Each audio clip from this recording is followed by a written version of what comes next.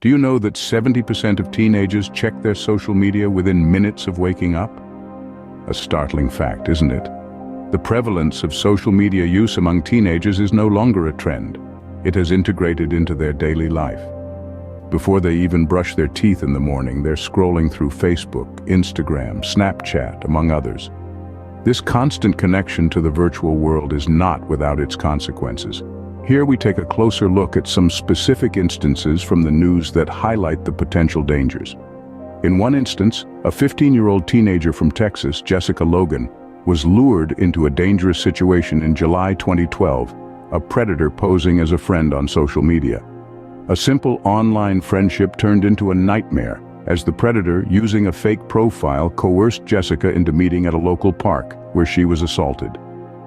Another noteworthy case happened in California in September 2014, where a bright student named Daniel Perry committed suicide after being subjected to cyberbullying on a popular platform, Ask.fm. Daniel, who was just 17 at the time, had shown signs of depression and anxiety before his tragic end, which was later traced back to the cyberbullying. Then there's the story of a group of teenagers from York who orchestrated a robbery using social media in December 2013. The ringleader, 18-year-old Taekwon Solomon, along with 4 other teenagers, planned and executed a robbery that led to the death of a local store owner, underlining the severe potential consequences of misuse of social media. But it's not just these extreme cases that should cause concern. Multiple scientific studies have revealed the negative influence social media can have on the teenage brain. The American Academy of Pediatrics warns about Facebook depression, a condition that develops when a teenager like Jessica or Daniel spends a great deal of time on social media and begin to exhibit classic symptoms of depression. Furthermore, a study published in the Journal of the American Medical Association found a strong association between screen time and an increased risk of anxiety and depression among teenagers. The National Institutes of Health's research indicates that excessive screen time can lead to lower structural integrity in the parts of the brain that manage emotion and decision-making. Stories and studies underscore the urgent need to address the impact of social media on our teenagers. It's not just about limiting screen time. It's about understanding the effects of social media on their developing brains and finding ways to mitigate these effects for the sake of their mental health. We owe it to them and to ourselves to ensure they grow up in a world where technology serves as a tool for growth and development, not a catalyst for harm. Now let's delve into how the still developing teenage brain interacts with social media. First, we have a study from the University of California, Los Angeles, where they found that teens' reward circuits lit up when they saw their photos receiving a lot of likes. This craving for validation can lead to an unhealthy obsession with social media. Second, Stanford University's research revealed that heavy social media use can disrupt sleep patterns. This is concerning as the teenage years are a crucial period for brain development, and sleep plays a significant role in this process. Third, a study by the National Institutes of Health states that frequent social media use can lead to an increase in feelings of loneliness and depression. This is due to the comparison factor, where teens compare their lives to the often idealized lives of their peers online. Fourth, a study from the University of Pittsburgh showed a correlation between social media use and body image concerns. The exposure to idealized body images can lead to self-esteem issues and potentially harmful behaviors.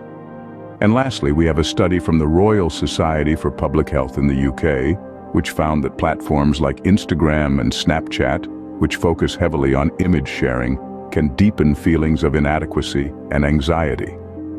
During the teenage years, the brain undergoes significant changes, and the influx of hormones can heighten emotions. This can exacerbate the negative effects of social media, making teens more susceptible to feelings of loneliness, anxiety, and depression. Moreover, the teenage brain is still developing its ability for self-regulation.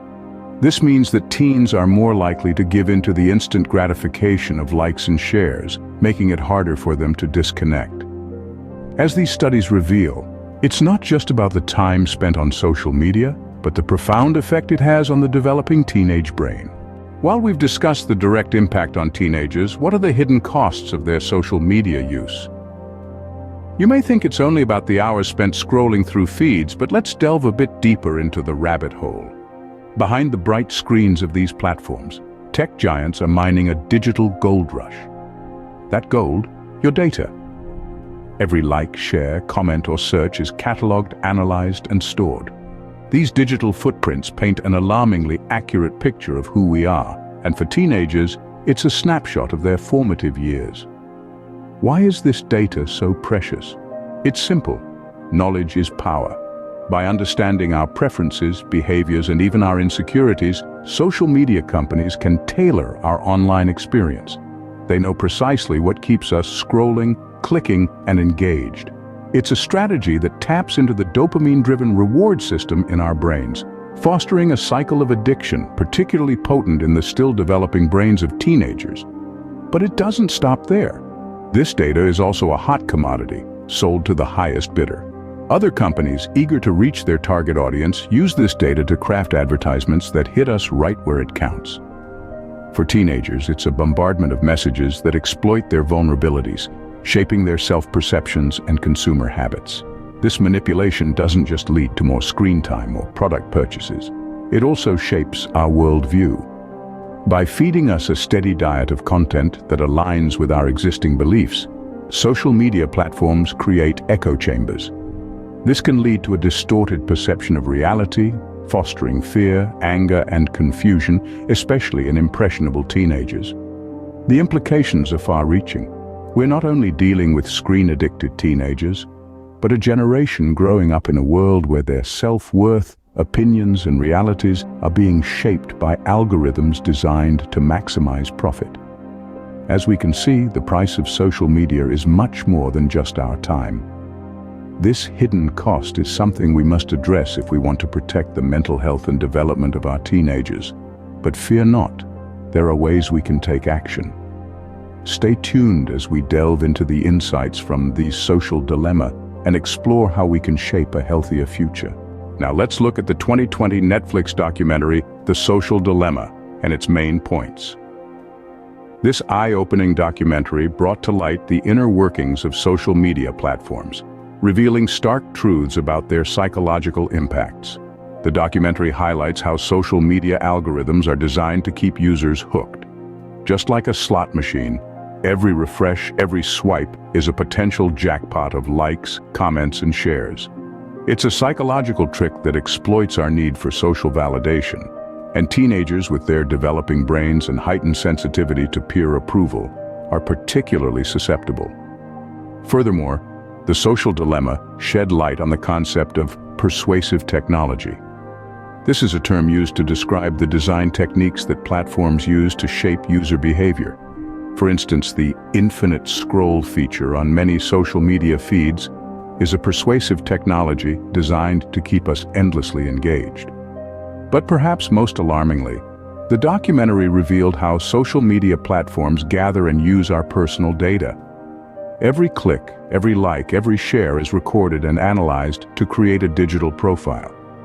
This profile is then used to curate our feeds, showing us content that aligns with our beliefs and interests. This might sound harmless, but it can lead to what's known as a filter bubble, where we're only exposed to views that align with our own, further polarizing us and leading to a more divided society. The documentary also presented clinical data supporting the negative impact of social media on teenagers.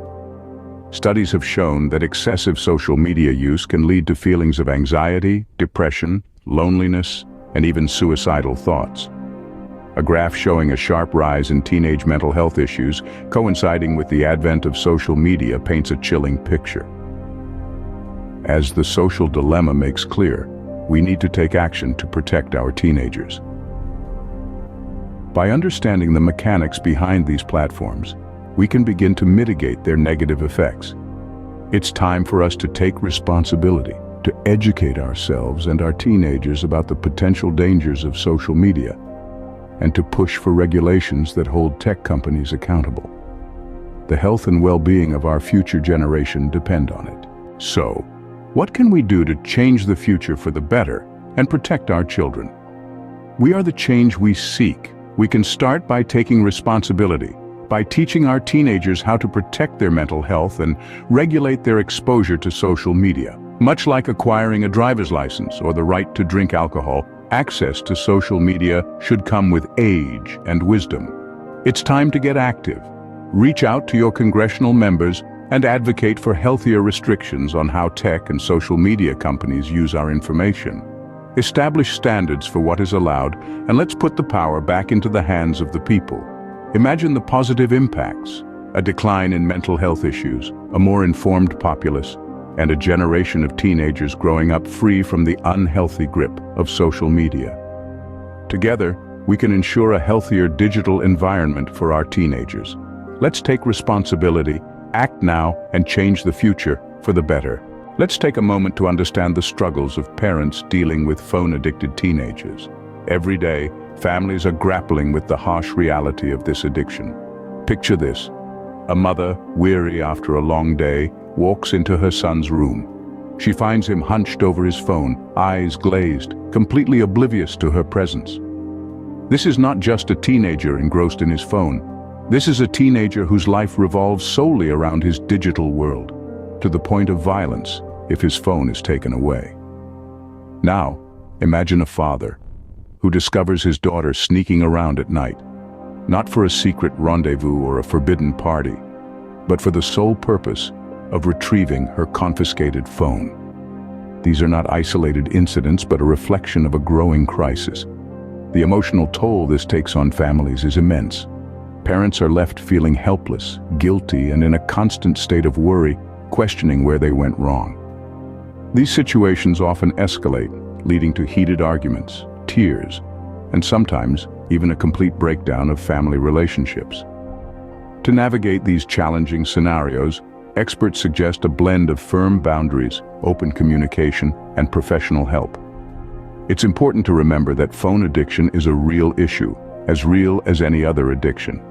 Therapists, counselors, and support groups can provide invaluable guidance and assistance in these trying times. As we can see, the impact of phone addiction goes beyond the individual, affecting entire families. This is yet another reason why we need to take a stand against unchecked use of social media and advocate for a healthier digital environment for our children.